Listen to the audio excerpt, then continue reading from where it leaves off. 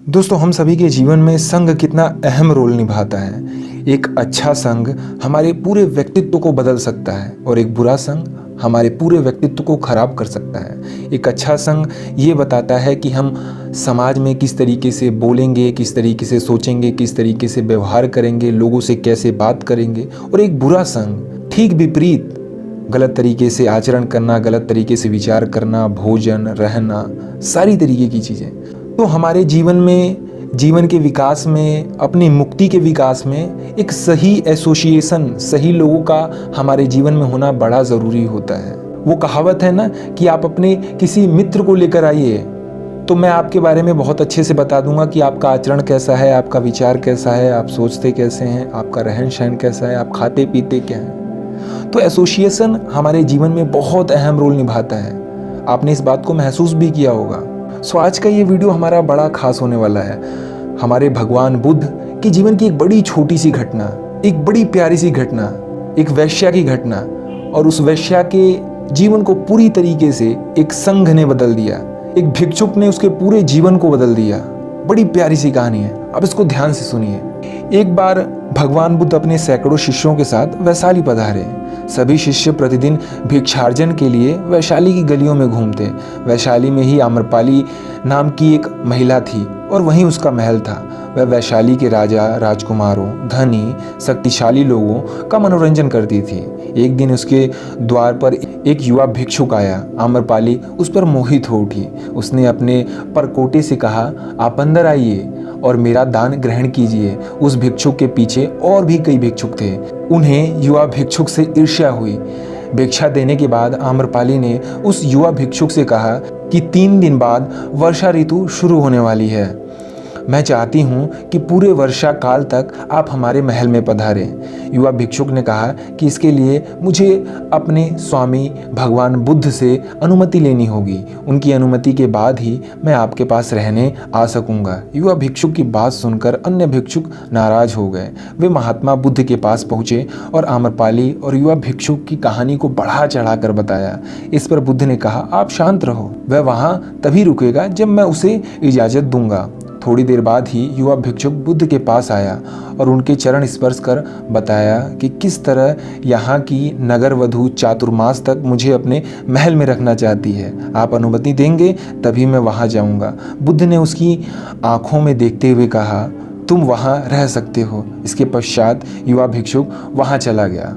बुद्ध की बात सुनकर वहाँ उपस्थित सभी भिक्षुकों को बड़ा आघात हुआ। उन्होंने आक्रोशित होते हुए कहा, तथागत उसे आम्रपाली के भवन में जाने से रोकिए, वरना अनर्थ हो जाएगा, क्योंकि वह वैश्या है। एक भिक्षुक उसके साथ 4 माह तक कैसे रह सकता है।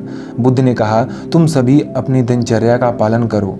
मुझे अपने शिष्य पर पूरा विश्वास है, वह मेरे विश्वास पर खरा उतरेगा। लेकिन अन्य भिक्षुओं को बुद्ध की बात पर भरोसा नहीं हुआ, लेकिन वह ज़्यादा कुछ बोलने की स्थिति में नहीं थे।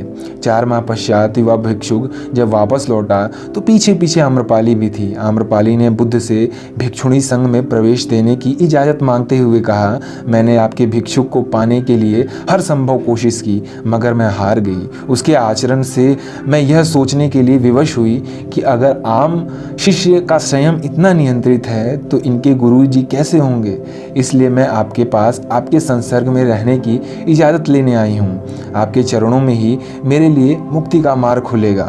मैं अपनी समस्त संपत्ति भिक्षुक संघ को दान में देती हूँ। इसके पश्चात से ही आम्रपाली के महल और उपवनों को चातुर्मास में सभी भिक्षुओं के रहने के लिए उपयोग में लिया जाने लगा। आगे चलकर वह बुद्ध के संघ में सबसे प्रतिष्ठित भिक्षुणियों में से एक हुई और बुद्धत्व को उपलब्ध हुई।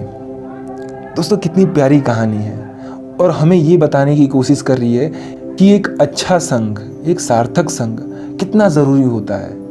एक सार्थक संघ, एक सच्चा संघ, एक बुद्ध पुरुष का संघ हमारे पूरे व्यक्तित्व को बदल सकता है। चाहे आप कैसे भी हों, आप चाहे कितने भी बुरे हों, आप चाहे कितने भी कलुषित हों, आप में बुराइयां भरी हों, आप में द्वेष हो, एक बुद्ध पुरुष की दृष्टि मात्र से ही, उसकी संग मात्र से ही वे सारे द्वेष अपने आप ही चले जाते हैं और जीवन सार्थक कामों में लग जाता है, अपनी मुक्ति के कामों में लग जाता है।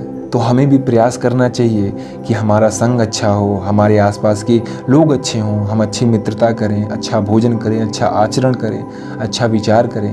यही आचरण, यही विचार डिसाइड करेंगे कि भविष्य में आप कैसे बनेंगे, आप समाज में कैसे अपने आप को परोसेंगे, आप समाज के लोगों को क्या देंगे। वो वर्तमान डिसाइड करता है, आपका संग निर्धारित करता है कि आप भविष्य में, वर्तमान में कैसे लोगों के साथ रहेंगे, कैसा भोजन करेंगे, कैसा आचरण करेंगे, वगैरह वगैरह बहुत तरीके की चीज़ें। तो आप अपने संग को अच्छा करिए, सार्थक लोगों के संग में रहिए और जीवन को बुद्धत्व की ओर अग्रसर करिए। अपने मुक्ति के लिए हमेशा चेष्टा करते रहिए।